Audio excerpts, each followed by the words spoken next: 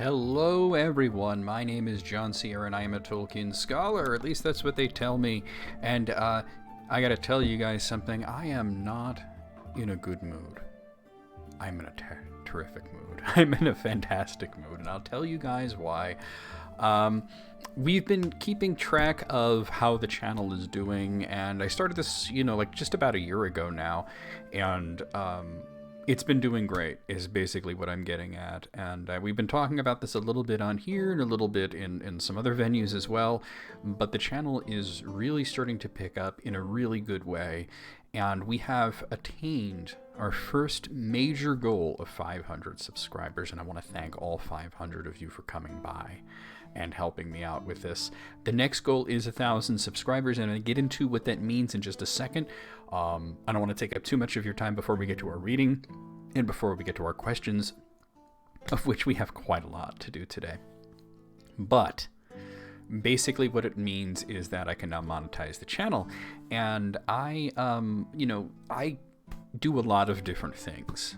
A lot of different revenue streams coming in, and one of them is Tolkien scholarship. I do answer questions on Quora, and that is all monetized and everything. And deciding to bring it over to YouTube was sort of an experiment, and I have to say the experiment was absolutely a success. And then it gets better from there. So once you reach 500 subscribers, and there's a few other criteria that you have to meet, but the 500 subscribers was the last one that I was waiting on. You can apply for partnership through YouTube and the YouTube Partnership Program. So it was about, I believe it was Sunday night when it was Saturday night. It was over the weekend when we crested 500 subscribers, and I got the alert that we can now apply to the YouTube Partnership Program. And when I went through the application process, I do have another channel that's much older and has been partnered for a very long time, the gaming channel. That there's a link to that in the description.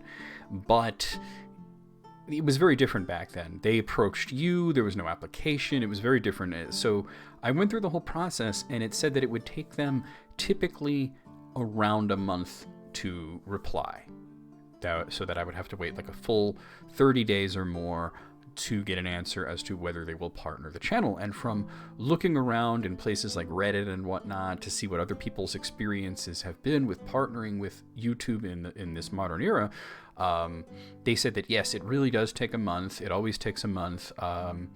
And to just expect that, not to expect it to come any sooner, and that a lot of people get rejected the first time, and then there's a cool down period before you can reapply. But I got to tell you that just yesterday we got approved.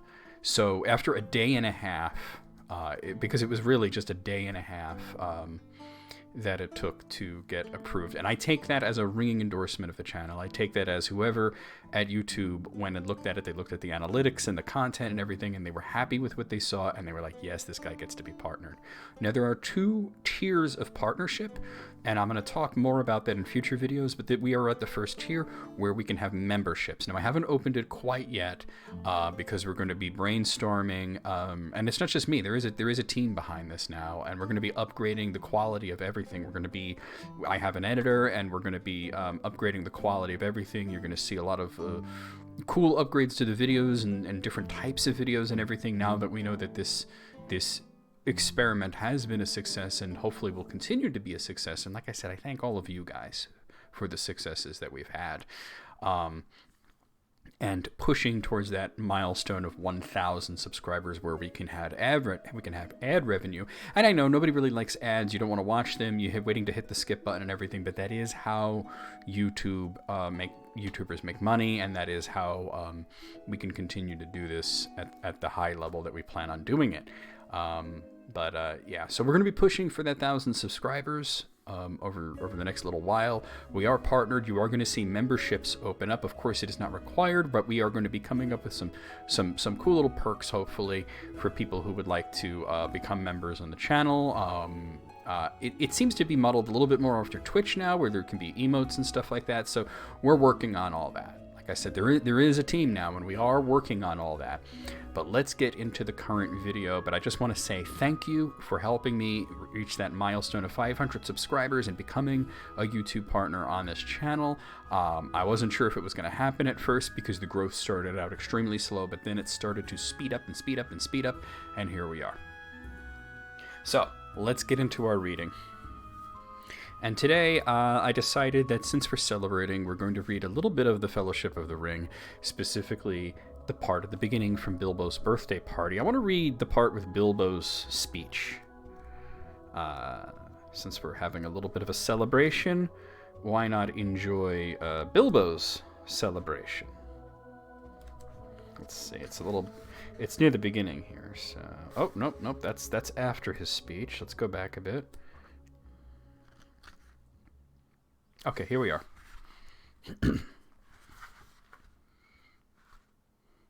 That is the signal for supper, said Bilbo. The pain and alarm vanished at once, and the prostrate hobbits leaped to their feet.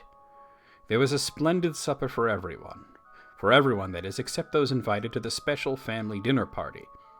This was held in the great pavilion with the tree. The invitations were limited to 12 dozen, a number also called by the hobbits one gross, though the word was not considered proper to use of people. And the guests were selected from all the families to which Bilbo and Frodo were related, with the addition of a few special unrelated friends, such as Gandalf. Many young hobbits were included and present by parental permission, for hobbits were easygoing with their children in the matter of sitting up late, especially when there was a chance of getting them a free meal. Bringing up young hobbits took a lot of provender. There were many Bagginses and Boffins, and also many Tooks and Brandybucks. There were various Grubbs, relation of Bilbo Baggins's grandmother, and various Chubbs, connections of his Took grandfather, and a selection of Burrowses, Bolgers, Bracegirdles, Brockhouses, Goodbodies, Hornblowers, and Proudfoots. Some of these were only very distantly connected with Bilbo, and some had hardly ever been to Hobbiton before, as they lived in remote corners of the Shire. The Sackville Bagginses were not forgotten. Otho and his wife Lobelia were present. They disliked Bilbo and detested Frodo. But so magnificent was the invitation card, written in golden ink, that they felt it was impossible to refuse. Besides, their cousin Bilbo, who had been specializing in food for many years, and his table had a high reputation. All the 144 guests expected a pleasant feast, though they rather dreaded the after-dinner speech of their host, an inevitable item. He was liable to drag in bits of what he called poetry, and sometimes, after a glass or two, would allude to the absurd adventures of his mysterious journey. The guests were not disappointed. They had a very pleasant feast, in fact, an engrossing entertainment, rich, abundant, varied, and prolonged. The purchase of provisions fell almost to nothing throughout the district in the ensuing week, but as Bilbo's catering had depleted the stock of most of the stores, cellars, and warehouses for miles around, that did not matter much. After the feast, more or less, came the speech. Most of the company were, however, now in a tolerant mood, at that delightful stage which they called filling up the corners. They were sipping their favorite drinks and nibbling at their favorite dainties, and their fears were forgotten. They were prepared to listen to anything, and to cheer at every full stop. "My dear people," began Bilbo, rising in his place. "Hear, hear, hear," they shouted, and kept on repeating it in chorus, seeming reluctant to follow their own advice. Bilbo left his place, and went and stood on a chair under the illuminated tree. The light of the lanterns fell on his beaming face. The golden buttons shone on his embroidered silk waistcoat. They could all see him standing, waving one hand in the air. The other was in his trouser pocket. "My dear Bagginses and Boffins," he began again, "and my dear Tooks and Brandybucks, and Grubbs and Chubbs, and Burrowses and Hornblowers and Bolgers, Bracegirdles, Goodbodies, Brockhouses, and Proudfoots." "Proud feet!"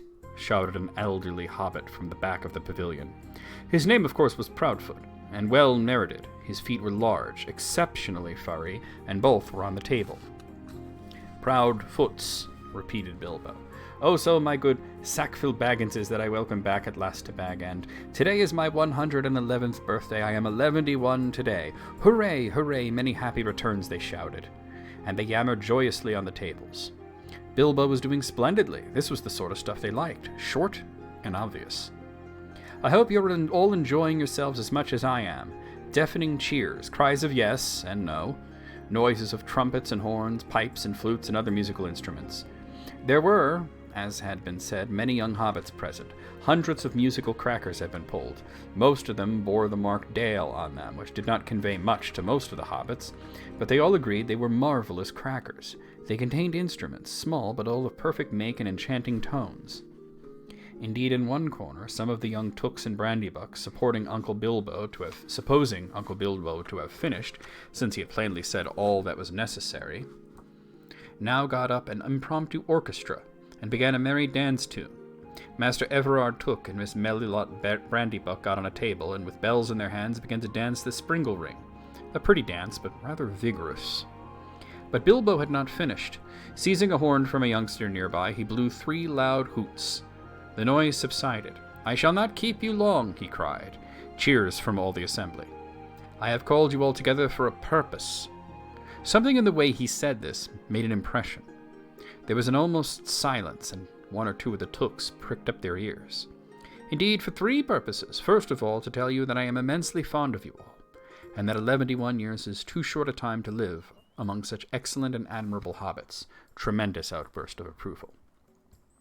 "I don't know half of you as well as I should like, and I like less than half of you half as well as you deserve." This was unexpected and rather difficult. There was some scattered clapping, but most of them were trying to work it out and see if it came to a compliment. "Secondly, to celebrate my birthday." Cheers again. "I should say our birthday, for it is, of course, also the birthday of my heir and nephew Frodo. He comes of age and into his inheritance today." Some perfunctory clapping by the elders, and some loud shouts of "Frodo, Frodo, jolly old Frodo" from the juniors. The Sackville Bagginses scowled and wondered what was meant by coming into his inheritance. "Together we score 144. Your numbers were chosen to fit this remarkable total 1 gross, if I may use the expression." No cheers. This was ridiculous. Many of the guests, and especially the Sackville Bagginses, were insulted, figuring they had only been asked to fill up the required number like goods in a package. 1 gross indeed. Vulgar expression. It is also, if I may be allowed to refer to ancient history, the anniversary of my arrival by barrel at Esgaroth on the Lonely Lake. Though the fact that it was my birthday slipped my memory on that occasion. I was only 51 then, and birthdays did not seem so important. The banquet was very splendid, however, though I had a bad cold at the time, I remember, and I could only say, "Thank you very much." I now repeat it more correctly, "Thank you very much for coming to my little party." Obstinate silence. They all feared that a song or some poetry was now imminent, and they were getting bored. Why couldn't he stop talking and let them drink his health? But Bilbo did not sing or recite. He paused for a moment. "Thirdly and finally," he said, "I wish to make an announcement." He spoke this last word so loudly and suddenly that everyone sat up who still could. "I regret to announce that, though, as I said, 11 years is far too short a time to spend among you, this is the end. I am going. I am leaving now. Goodbye." He stepped down and vanished. There was a blinding flash of light, and the guests all blinked. When they opened their eyes, Bilbo was nowhere to be seen. 144 flabbergasted hobbits sat back speechless. Old Odo Proudfoot removed his feet from the table and stamped. Then there was a dead silence. Until suddenly, after several deep breaths, every Baggins, Boffin, Took, Brandybuck, Grubb, Chubb, Burrows, Bulger, Bracegirdle, Brockhouse, Goodbuddy, Hornblower, and Proudfoot began to talk at once. And obviously it goes on from there. Bilbo goes back to his house where Gandalf meets with him, and that's when they have the argument about the ring. I wanted to read that because it's a fun passage, and also because it's, we're celebrating today, so why not have a celebration in the reading as well. Anyway, we have a lot to get to. We have 22 questions that I chose. It was very difficult to pare it down to a reasonable number, so I thought to myself, why be reasonable? That's overrated. Why be reasonable when we could not be reasonable? So let's get to it. Let's start over here. Okay, so here's our first question. What was the reason for the departure of halflings and elves from Middle-earth? Well, the elves were leaving for various reasons, though not all of them left. Only a few select halflings or hobbits actually left. The elves originally awoke in Middle-earth. It was their home. Middle-earth, however, had been marred by the war between Melkor and the Valar, and the taint of Melkor's power put deep into the land.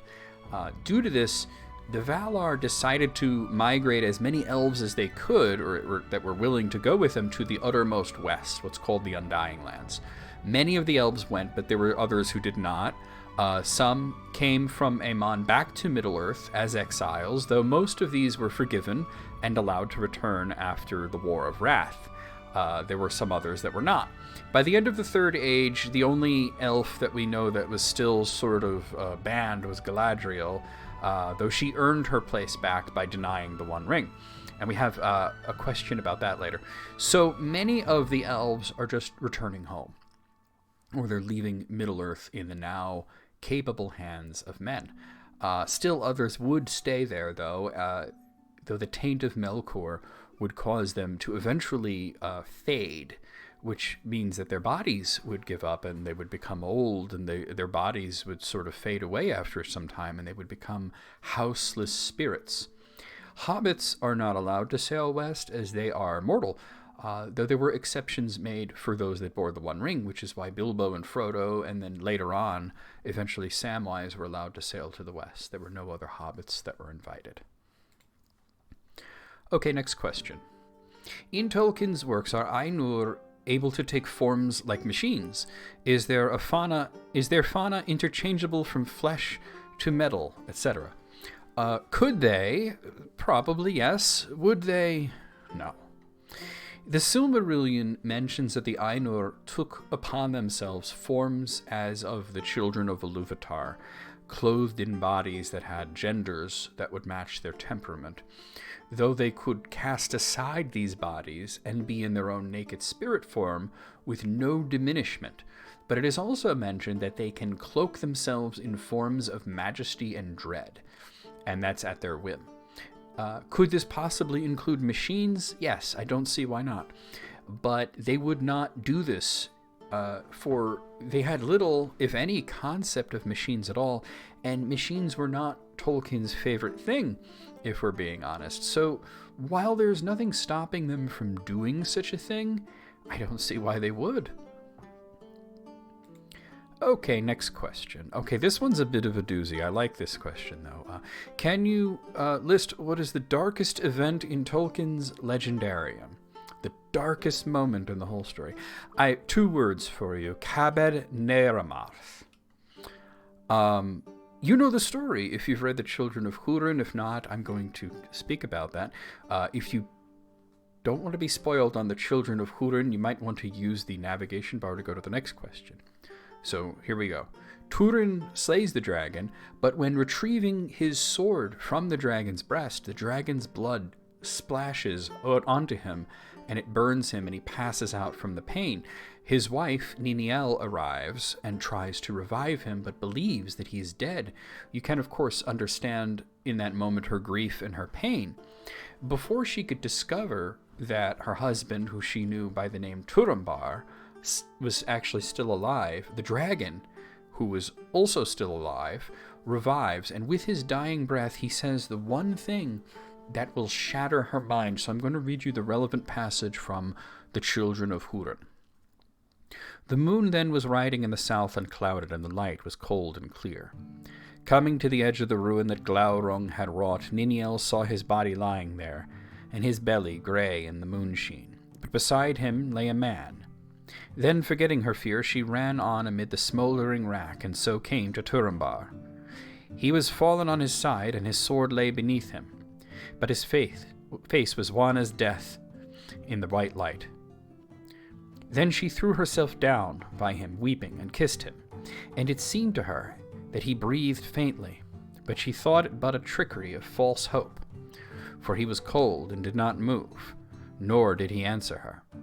And as she caressed him, she found that his hand was blackened as if it had been scorched, and she washed it with her tears, and tearing a strip from her raiment, she bound it about. But still he did not move at her touch, and she kissed him again and cried aloud, Turambar, Turambar, come back, hear me, awake, for it is I, Niniel, the dragon is dead, and I alone am here by you. But he answered nothing. Her cry Brandir heard, for he had come to the edge of the ruin. But even as he stepped forward towards Niniel, he was halted. and stood still, for as the cry of Niniel, Glaurung stirred for the last time, and a quiver ran through all his body, and he opened his baleful eyes a slit, and the moon gleamed in them. As gasping he spoke, "Hail, Nienor, daughter of Hurin, we meet again ere the end. I give thee joy that thou hast found thy brother at last, and now thou shalt know him, a stabber in the dark, treacherous to foes, faithless to friends, and a curse unto his kin, Turin, son of Hurin. But the worst of all his deeds thou shalt feel in thyself." A lifetime of memories comes flooding back as the curse of Glaurung lifts and she realizes the horror of her current reality. She has married her brother and she was pregnant with his child. That's what Glaurung was referring to when he said, "The worst of his deeds thou shalt feel in thyself." Before the eyes of Brandir, who loved her, but she ironically thought of him as a brother, she cast herself into the ravine, which was called at the time Kabed in Aras, which means leap of the deer. Her body was never recovered, but she shared a headstone with her brother/husband Turin, who took his own life shortly afterwards. The Stone of the Hapless simply read the children of Hurin, and the gorge was renamed to Kabad Neranarth, which means leap of dreadful doom. Ending this particular chapter in the Legendarium, the darkest chapter by far, with a back-to-back suicide, it was pretty grim. Especially as Morgoth was out there laughing at it all, and their father, Hurin, was watching as well, probably crying his eyes out. Okay, next question. If the Silmarillion is also a book existing in universe, if I recall, it was supposed to be, how did the author of it, Elrond, know that Ar-Pharazôn and company successfully landed on Aemon instead of, for example, dying on the way? From Gandalf, I don't see any other options, or is it Elrond's poetic license? Okay, so this is a good question. It's a little confusingly worded, but there actually is a logical explanation, though it requires a little bit of reading between the lines to get to that logical explanation. The truth is that the Silmarillion doesn't have a singular in-universe author, but rather it is the account of the elves. Elrond was the author of the Rings of Power and the Third Age, but the other earlier parts were written by various unnamed authors, which Bilbo painstakingly compiled together and translated into one work. That being said, it still does beg the question of how the elves, whether it was Elrond or others, would be privy to such things that passed in Aemon or in Numenor, or the discussion between Melkor and Ungoliant, for example. There are answers. For one, a lot of the lore of Aemon was given to Tuor by Ulmo, who passed it on to the elves of Gondolin when he arrived. Other scenes were witnessed by the great eagles of Manwë, such as Fingolfin's final battle against Morgoth. Thorondor was not far off, and there was a great host of eagles that witnessed the fall of Numenor, that saw Ar-Pharazôn come to the shore and step onto Aemon. That was the passage we read last week, as a matter of fact. So as long as there was a witness with a voice, and the eagles certainly are witnesses with the voices, the tales could be told to the elves. Okay, next question. To all fellow Lord of the Rings fanatics out there, considering Tolkien's religious background, I always saw the ring as a metaphor for the original sin, or rather a representation of the forbidden fruit, tempter of our ancestors. Is my theory that far-fetched? Yeah, it's far-fetched, but Tolkien would have told you that if you choose to view it that way, then you may do so. Tolkien, of course, did not write direct allegory. The only bits of his Catholic faith that got represented in The Lord of the Rings in very direct ways was the lembas bread being akin to the host. And some people would say, well, it's more like manna, but I'm going by what Tolkien said. He said it was the host. The One Ring would not represent original sin, which in the case of Tolkien's world would be the marring of the Ainu Lindale by Melkor, aeons before Sauron made the ring, before Sauron had even turned to evil. Tolkien would call this take an application, that you could take lessons from his work and then apply them to a great number of things. One example was when he was asked if the One Ring represented a nuclear bomb. he said that that was not his thought, but that he can see the parallels and how one would come to that conclusion. Tolkien was a big fan of freedom of the reader to interpret his works in any way that they wished, as long as they themselves took ownership of these interpretations and did not try to say that they were his intent. Okay, next question. Let's see. If Saruman had the One Ring, would it have driven him mad, like it did with Gollum, and caused Saruman to call it as precious and talk to himself like Gollum did? No, there was not really a uniform way that the One Ring affects people. It would be different for Saruman than Gollum, much as it was different for Bilbo. We might get a hint of what Saruman with the One Ring would be like from the description that Gandalf gave to Frodo of what he would be like if he kept the One Ring. And I'm going to read you the relevant passage from the Fellowship of the Ring here. "No," cried Gandalf, springing to his feet. "With that power I should have power too great and terrible, and over me the ring would gain a power still greater and more deadly." His eyes flashed and his face was lit, as by a fire within. "Do not tempt me, for I do not wish to become like the Dark Lord himself. Yet the way of the ring to my heart is by pity for the weakness and the desire for strength to do good. Do not tempt me. I dare not take it, not even to keep it safe, unused. The wish to wield it would be too great for my strength. I shall have such need of it.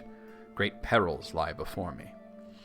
So out of all the beings in Middle-earth, the wizards are the most like Sauron. They are Maiar spirits, just as he is. Gandalf would not even wish to keep it safe and not used. He would be seduced and tempted to use it. For Gandalf, the pity for weakness would urge him to take up the One Ring. For Saruman, the urge may come from his desire for victory over Sauron. Saruman had much the same idea. He had a place in Orthanc where he kept the Elendilmere, and he also had a place of honor that Aragorn reasoned was probably for the One Ring, if he ever had recovered it. But Saruman gave away his true plan to Gandalf earlier in the story, that he didn't wish just to keep the ring safe, but to use it against Sauron, to turn his evil power to good, which Gandalf reasoned was impossible. Okay, next question. Is there any mention in Tolkien's works of Sauron being an angel? If so, where is it stated? So Tolkien does not use the term angel directly in his mythology, but we are meant to understand that Sauron is akin to an angel. The book that explains it all is the Silmarillion, most notably the first section, the Ainulindale.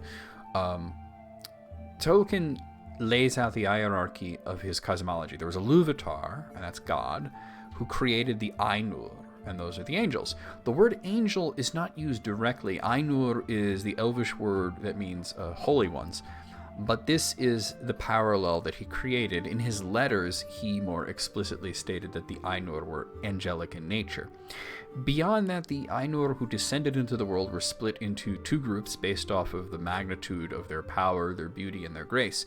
The upper echelon were called the Valar, which means the powers, and the lower echelon were called the Maiar, which means the beautiful. Sauron is a Maiar.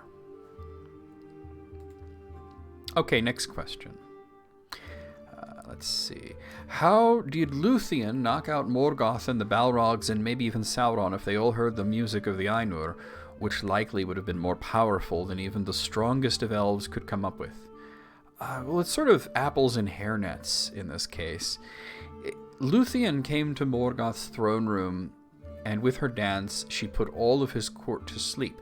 It is not mentioned whether the Balrogs or Sauron were present. It is possible they may have been, or at least the Balrogs. I feel if Sauron was present, he would have been mentioned. Once everyone was asleep, Luthien was able to concentrate her attack on Morgoth more directly and send him to the floor unconscious. Now Morgoth, or the Balrogs, or Sauron, they did not hear the music of the Ainur. They sang the music of the Ainur. They are all Ainur themselves. The Ainulindale was a song of creation, not a song of sleep. The reason that Morgoth's court was vulnerable is because they perceived no danger, and Luthien was more powerful in magic. Another reason that I think Sauron could not have been there. Morgoth himself was blinded by lust and completely distracted. He was so focused on Luthien that he didn't even realize that his court were dropping like flies. Okay, next question. Could Sauron regain his physical form if he lost the ring? That's exactly what he did. Sauron lost the ring at the end of the Second Age, and he had a physical form in the Third Age, despite what Saruman said in the film. Unfortunately, the film was not even consistent with itself regarding that.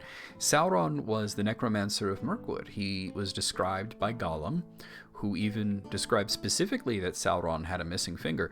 So there is no reason to believe that he had no physical form. The Ring verse even says, "One for the Dark Lord on his dark throne." It's not "one for the Dark Lord who is a fiery eyeball." Sauron lost his ability to have a physical form when the One Ring was destroyed, as it carried the majority of his power, and it left him too weak to reform, but he had a physical form before that. Okay, next question. Hobbits are usually depicted with big hairy feet, while elves are depicted with pointy ears, but did Tolkien actually describe them with these features? Hobbits, yes. Elves, that's a little complicated. Hobbits are described as having big hairy feet as early as the very beginning of The Hobbit. And in the Fellowship of the Ring, we just read that section that described Odo Proudfoot's exceptionally large, exceptionally hairy feet.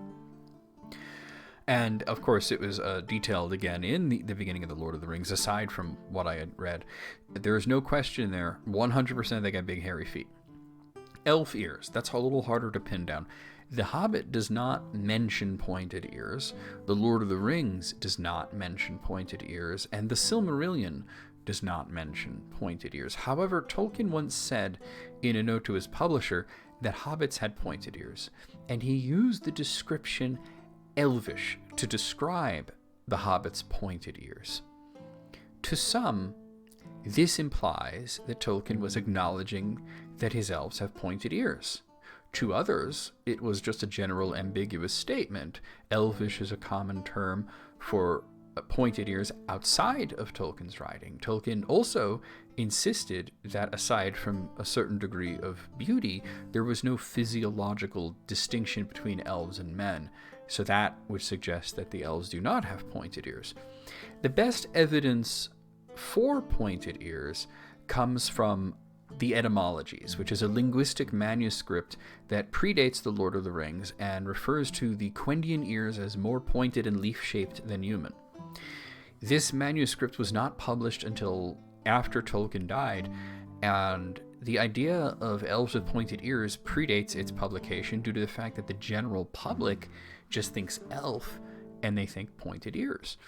My thought is that if they had pointed ears, it was probably very subtle, not something that you would easily identify them as being an elf just from the ears. They would not be the knife-eared shapes that you see in the films, but they probably were more pointed than the average man's ears, at least. So basically, to really answer, do the elves have pointed ears? Maybe. It really depends on how you interpret the script and the etymologies. Is that canon? It's from an early draft of the Silmarillion. That part of it did not make it into the published Silmarillion. It's just a very difficult thing to say one way or the other. I personally prefer the idea that because Tolkien said that there's no difference physically between men and elves, that they do not have pointed ears, but that they may tend towards slightly more pointed ears than men do as a sort of maybe racial trait. When you really think about it, some people have pointed ears in real life, so it's very possible. Okay, next question. Could Gothmog from the Third Age be a Nazgul? Yes, I don't think that we can say for sure, but it is possible. So there was only one mention of Gothmog in The Lord of the Rings. In the movies, he was an orc. We saw that he was an orc. But in the book, he was only mentioned once, and I'm going to read you a relevant passage from The Return of the King that contains the only mention of Gothmog in the entire book.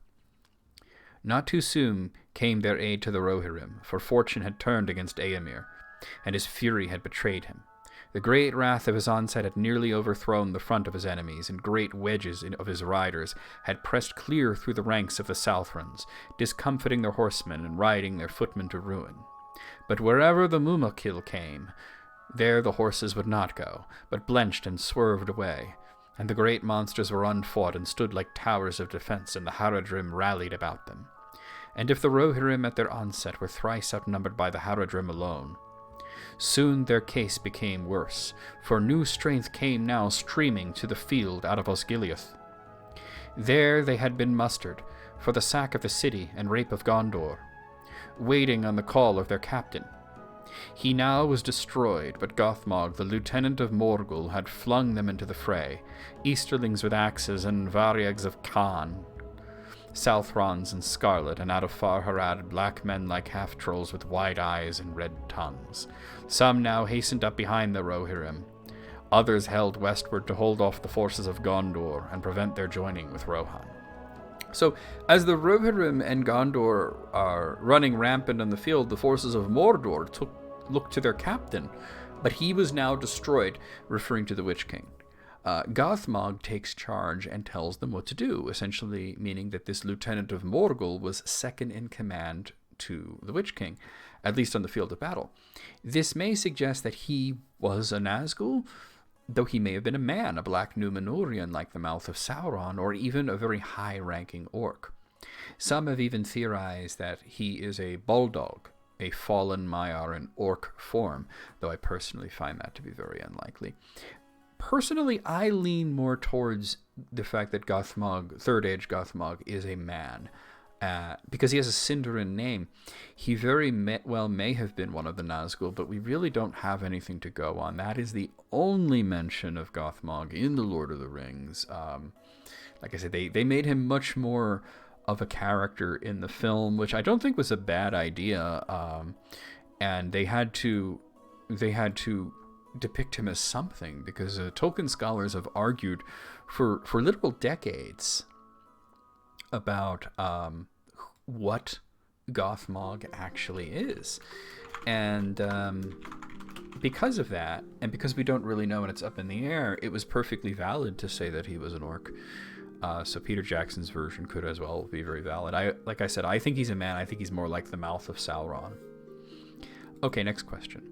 Did Sauron use magic song like he did against Finrod? I think you mean Finrod, when he faced Gil-galad and Elendil. If he did, then how would Gil-galad and Elendil counter his magic? And if he did not, then how was he able to fight two armored opponents with just his hands? He did not. Sauron did just use his hands. This is what burned Elendil and Gil-galad, causing their eventual deaths. Sauron was quite diminished from his First Age persona, who could weaponize the Ainulindala in such a fashion, but even if he could, I don't think that he would have in this case. Sauron battled Finrod, not Finror, there's no Finror, in this fashion because that's how Finrod challenged him. Gil-galad and Elendil challenged him to a physical fight, so he fought that way. Tolkien was going by a very classical romance notion, that this is how battles worked. The entire army of the Last Alliance doesn't fight Sauron, only the kings, because the pawns fight the pawns and the kings fight the kings. That's just how it works in these sort of stories. As challengers, they decided the terms of the battle.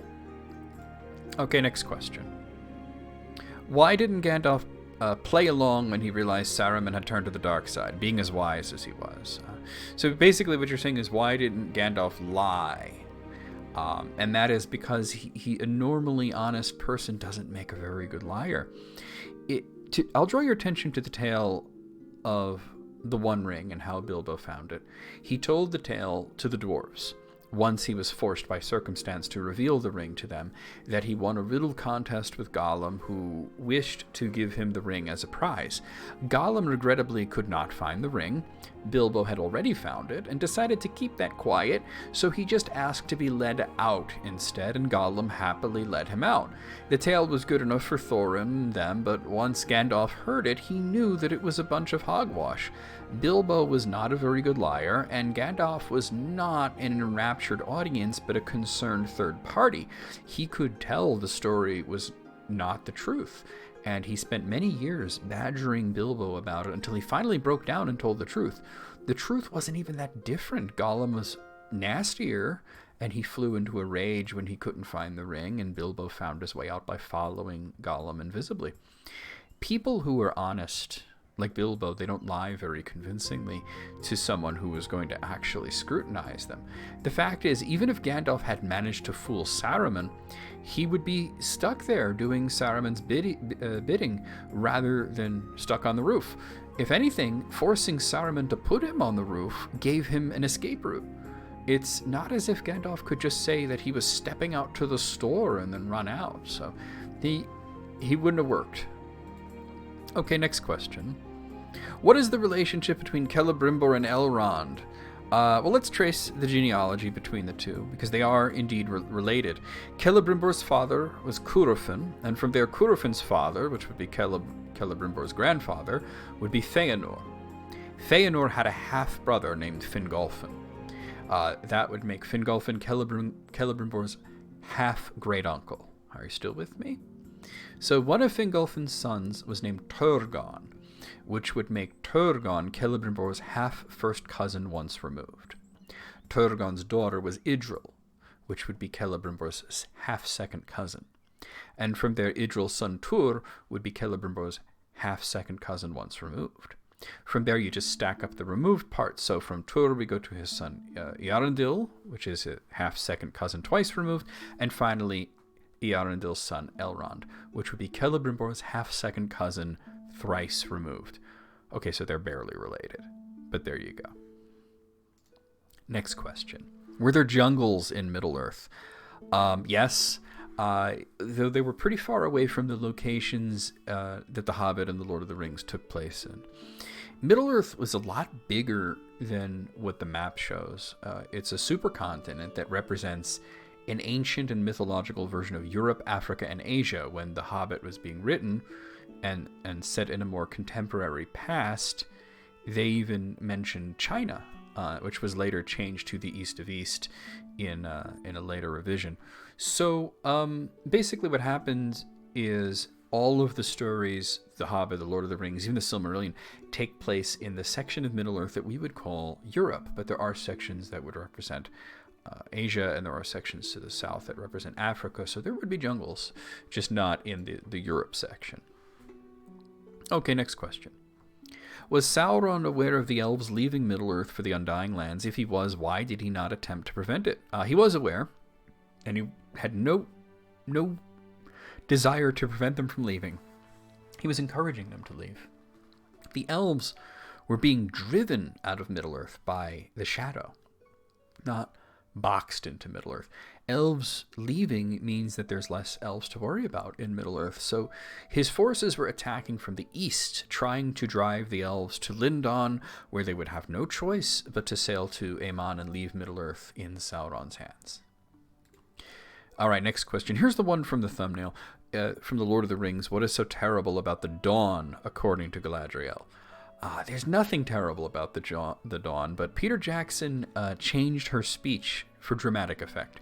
Galadriel going into like this photo-negative mode and yelling in an unearthly voice is not from the book. Though the speech that she made is similar to one from the book, there were some changes. I'm going to read you the unaltered text, so I'm going to read again from The Fellowship of the Ring. Galadriel laughed with a sudden clear laugh. Wise the Lady Galadriel may be, she said, yet here she has met her match in courtesy. Gently are you revenged for my testing of your heart at our first meeting. You begin to see with a keen eye. I do not deny that my heart has greatly desired to ask what you offer.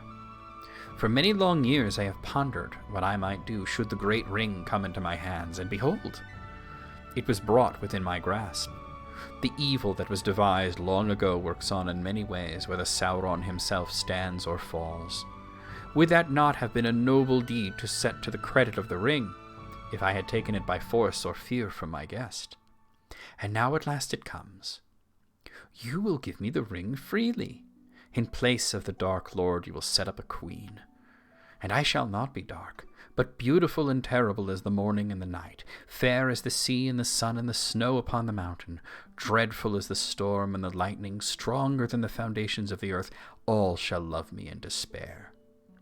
She lifted up her hand, and from the ring that she wore there issued a great light that illumined her robe, and left all else dark. She stood before Frodo, seeming tall beyond measurement, and beautiful beyond enduring, terrible and worshipful. Then she let her right hand fall, the light faded, and suddenly she laughed again. And lo, she was shrunken, a slender elf woman, clad in simple white, whose gentle voice was soft and sad.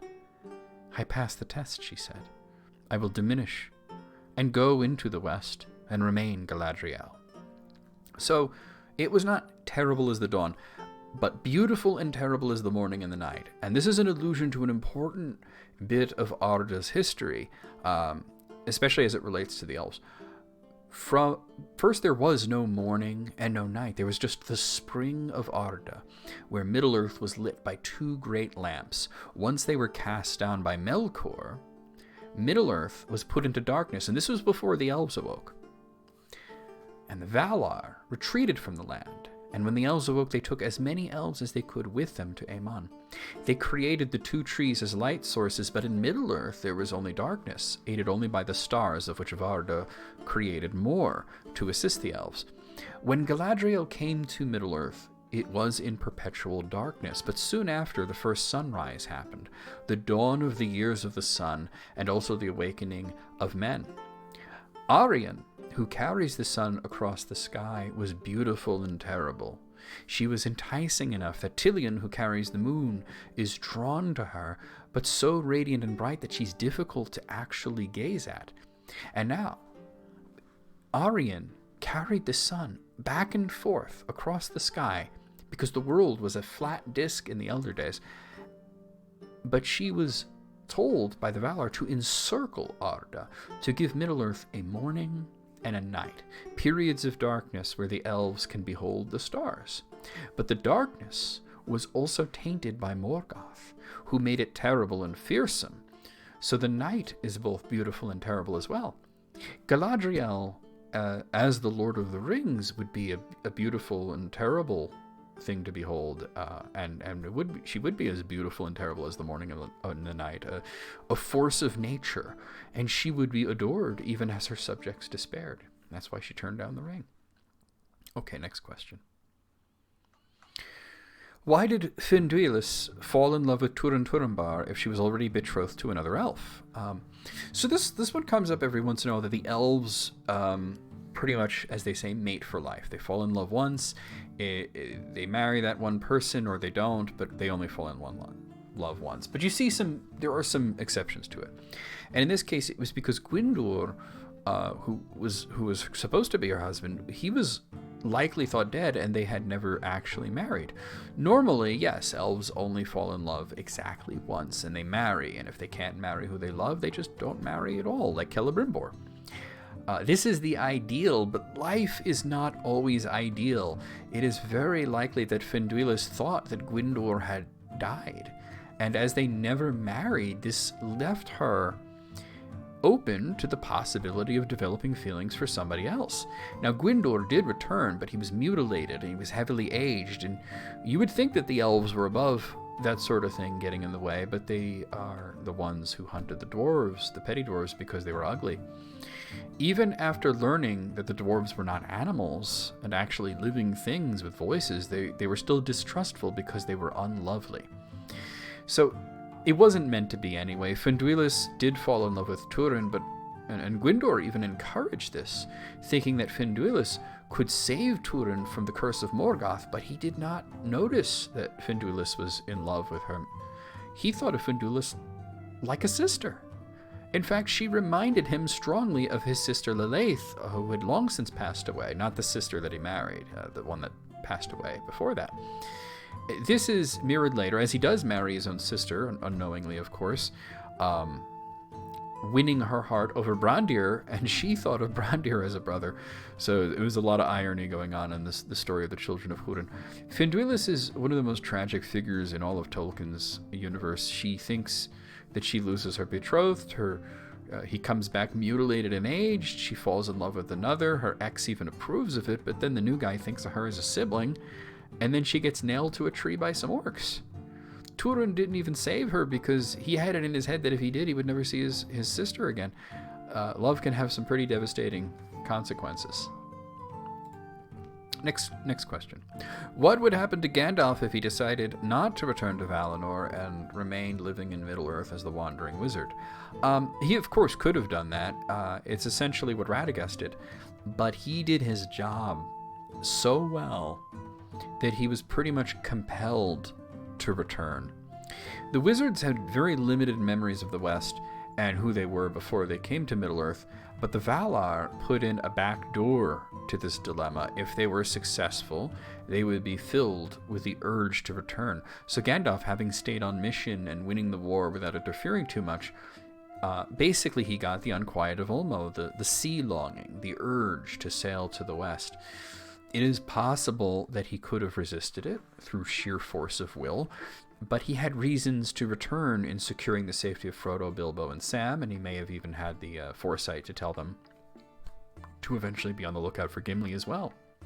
I think that if he had stayed, the sea longing would just grow and grow until he could just not bear it anymore. So it would be a limited amount of time that he would be able to stay, I think. Okay, next question. In The Hobbit, what would happen if Bilbo Baggins lied and told Smaug that he was a goblin and was there to steal his treasure for the Goblin King and blamed his intrusion on them? Well, we kind of mentioned this a little bit earlier, that Bilbo was not a very good liar, and Smaug was too smart to fall for such a trick.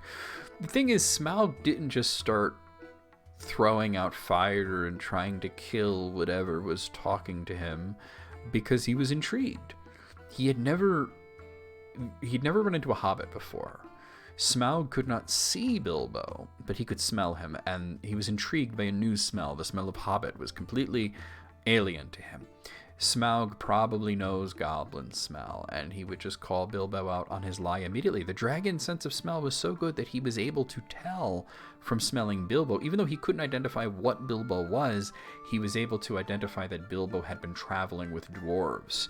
So basically, it wasn't going to work if he said he was a goblin. Like, Smaug would have said, "No, you're not."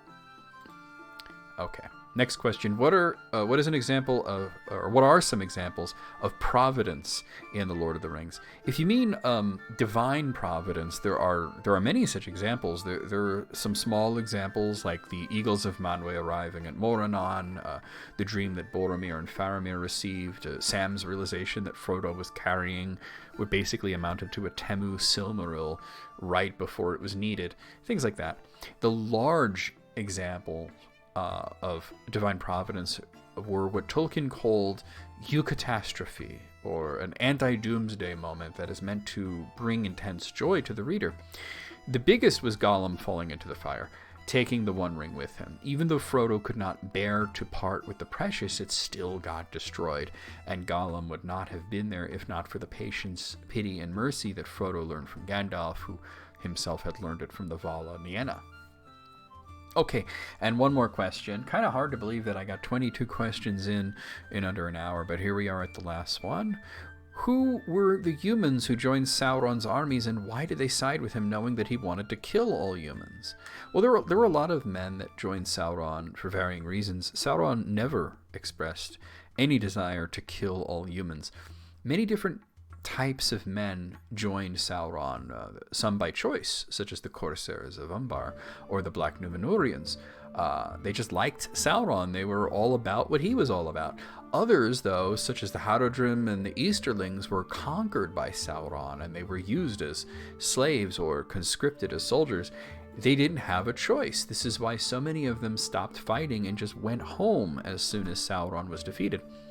Sauron never wished to kill all humans. His goal was the domination of Middle-earth through driving the elves to the west and making slaves and thralls of everyone who was left.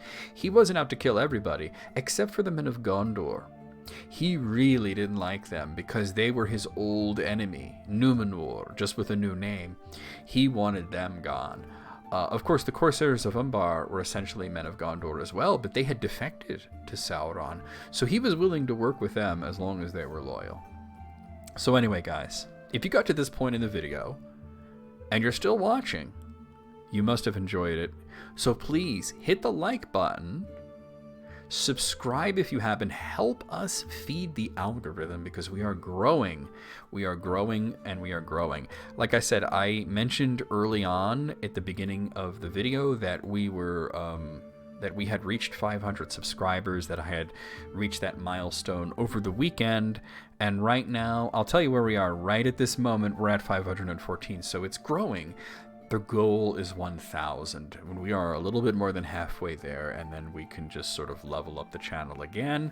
And like I said, the more that I make from this, the more I can put into it, and we can continue to upgrade, better editing, better everything. We're already sort of working on that. But anyway, I will see you guys next time.